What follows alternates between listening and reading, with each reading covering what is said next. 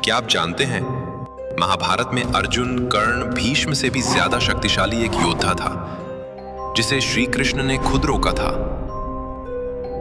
एक ऐसा योद्धा जिसकी शक्ति समय को भी रोक सकती थी, जो महाभारत को एक ही पल में समाप्त कर सकता था।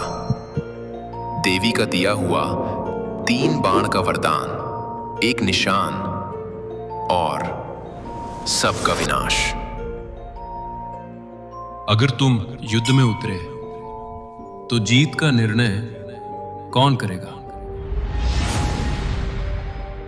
मुझे तुम्हारा सिर चाहिए। यदि यही धर्म है तो मेरा सिर आपका है प्रभु।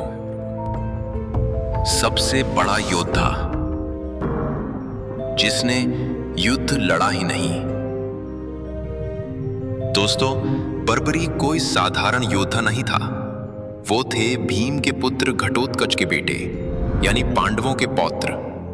उन्होंने देवी से 3 दिव्य बाण प्राप्त किए थे जो पूरे ब्रह्मांड को समाप्त कर सकते थे। पहला बाण उन सभी को मार करता था जिन्हें बचाना है। दूसरा बाण उन सभी को मार करता था जिन्हें नष्ट करना है।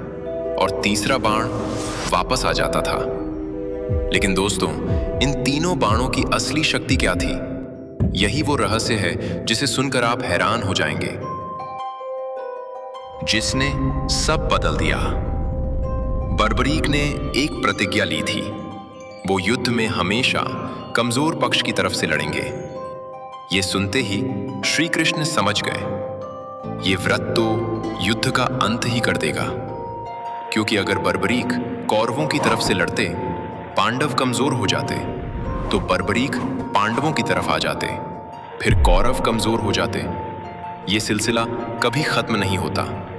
लेकिन इसी समय एक और रहस्य सामने आता है। क्यों मांगा सिर? श्री कृष्ण एक ब्राह्मण का वेश धारण कर बर्बरीक के पास पहुंचे।